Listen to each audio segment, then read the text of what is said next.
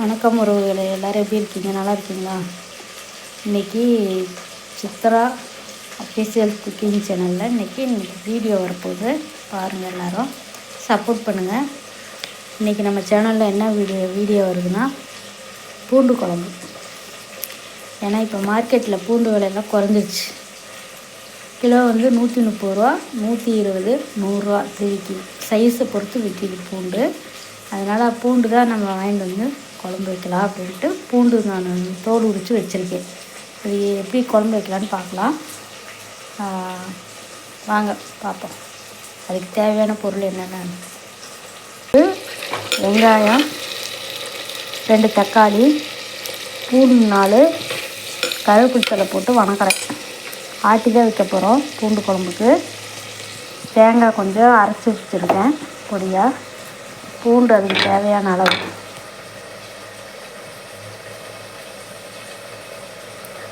தாளிக்கிறதுக்கு வெங்காயம் கூடவே இதை அரைச்சிடலாம், போட்டு கூட வணக்கிடலாம். கருப்பு புளி தான் சேர்க்குறேங்க. தாளிக்கிறதுக்கு வெந்தயம், கடுகு எடுத்து வச்சுருக்கேன். அது கூட கருவேப்பிலை தழை தாளிக்க நல்லெண்ணெய் தான் சேர்த்து நான் தாளிக்க போகிறேன். ஏன்னா எப்பவுமே புளி குழம்புக்கெல்லாம் நல்லெண்ணெய் ஊற்றி வச்சிங்கன்னா இன்னும் டேஸ்ட் அதிகமாக இருக்கும். அதனால் நல்லெண்ணெய் சேர்த்துக்குங்க. இப்போ இந்த வெங்காயத்தையும் தக்காளி வணக்கி நான் அரைச்சிட்டு வந்துடுறேன்.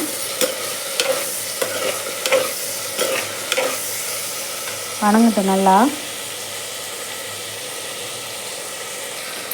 இந்த பூண்டோட குணம் என்னன்னு தெரிஞ்சுக்கலாமுங்களா? இது வந்து நல்ல ஜீரண சக்தி கொடுக்கும். பூண்டு நம்ம எந்த அளவுக்கு உடம்புல சேர்த்துக்கிறோமோ கெட்ட நச்சுக்களையெல்லாம் வெளியேற்றிக்கிறோம்.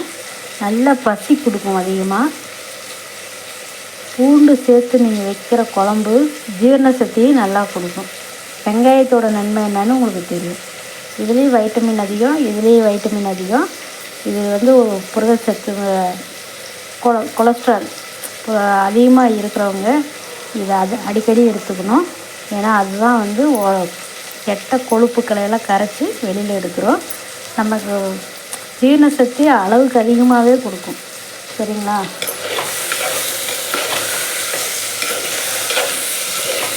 வயிறு நல்லா சுத்தம் பண்ணி கொடுத்துரும் பூண்டு மட்டும். பூண்டு நீங்கள் எவ்வளோ சேர்க்குறீங்களோ அந்த அளவுக்கு உடம்புக்கு நல்லது தான். சரி, வெங்காயம் பூண்டு நல்லா வணங்கிருச்சு. வெங்காயம் தக்காளியும் இதை நான் அரைச்சி எடுத்துகிட்டு வந்துடுறேன். நான் இதுக்காக வீட்டு குழம்பு தூள் தாங்க யூஸ் பண்ணுறேன். உங்கள் வீட்டில் என்ன இருக்கோ நீங்கள் அதையே யூஸ் பண்ணிக்கிங்க. நான் வீட்டு குழம்பு தூள் தான் போடுறேன்.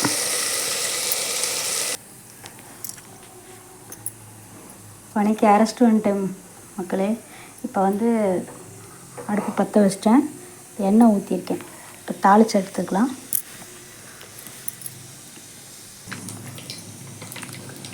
கடுகு வெடிக்குதுங்க. ஃபஸ்ட்டே நம்ம வெந்தயத்தை சேர்க்கக்கூடாது. ஏன்னா கடுகு வெந்தயத்தை ஃபஸ்ட்டே சேர்த்துட்டிங்கன்னா தீஞ்சு போயிடும் வெந்தயம்.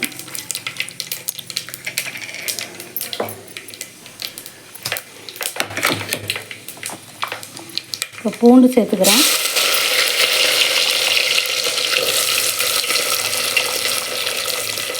நம்ம வந்து பூண்டை எண்ணெயிலே நல்லா வணக்கி எடுக்கணுங்க. அப்போ தான் அந்த பூண்டோட ஸ்மெல்லாம் போகும்.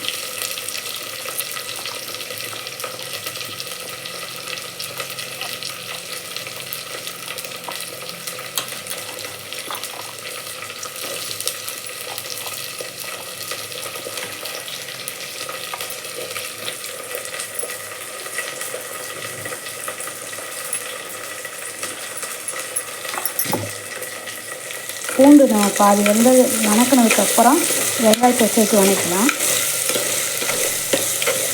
ஏன்னா வெங்காயம் வணங்கிடும், பூண்டு வணங்குற கொஞ்சம் லேட் ஆகும்.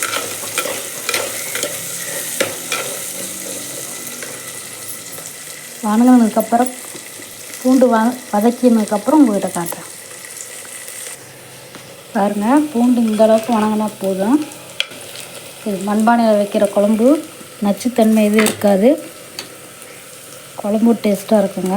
நீங்களும் உங்கள் ஏரியாவில் மண்பானை இருந்தால் வாங்கிட்டு வந்து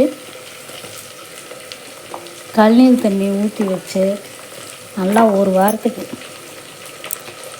நல்லா தண்ணி உரிய விட்டு எண்ணெயை தேய்ச்சி அடுப்பில் சூடு பண்ணிட்டிங்கன்னா அந்த மண்ணெல்லாம் வந்துடும். வெங்காயத்தை சேர்த்துக்கணுங்க. இப்போ இந்த வெங்காயம் வணங்கன்னு நம்ம அரைச்சிட்டு வந்த மசாலாவை இதில் ஊற்றி வணக்கிடுவோம். எப்பவுமே புளிக்குழம்புலாம் கொஞ்சம் திக்காக இருந்தால் தாங்க சாப்பிட நல்லாயிருக்கும். சாப்பாட்டுக்கு, இட்லிக்கு, தோசைக்கு, சப்பாத்திக்கு எதுக்கு வேணாலும் நீங்கள் பூண்டு குழம்பு யூஸ் பண்ணிக்கலாம்.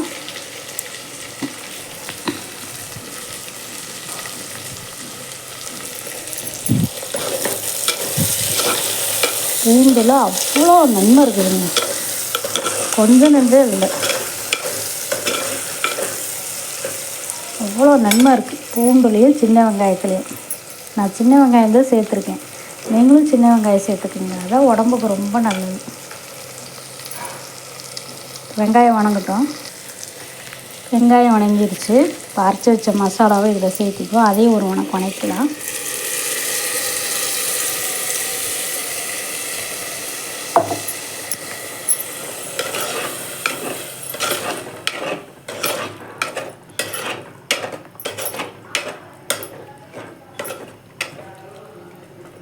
இப்போ இது எண்ணெயிலேயே ஒரு வணங்கட்டும்.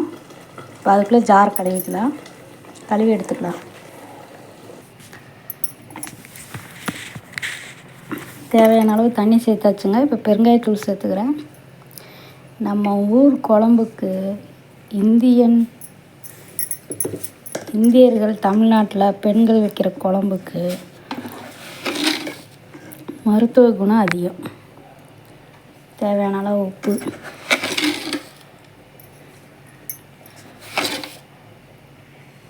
இப்போ குழம்பு கொதித்து சுண்டி வரட்டும்.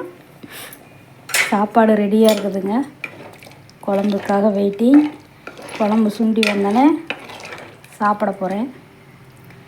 சுண்டி வரட்டும், நான் உங்கள்கிட்ட காட்டுறேன். எண்ணெய் பிரிஞ்சு வரணும். இப்போ நான் அதை மூடி வச்சிட்றேன். பாருங்கள், குழம்பு நல்லா சுருண்டி வந்துருச்சு. நான் ஒரு கிளி வெல்லம் சேர்த்துருக்கேன். ஏன்னா அப்போ தான் காரம் புளிப்பு எல்லாத்தையும் எடுத்து கொடுக்கும். குழம்பு சுண்டி எண்ணெய் பிரிஞ்சு வந்துருச்சு. நான் சாப்பிட போகிறேன். சாப்பாடு ரெடியாக இருக்குது.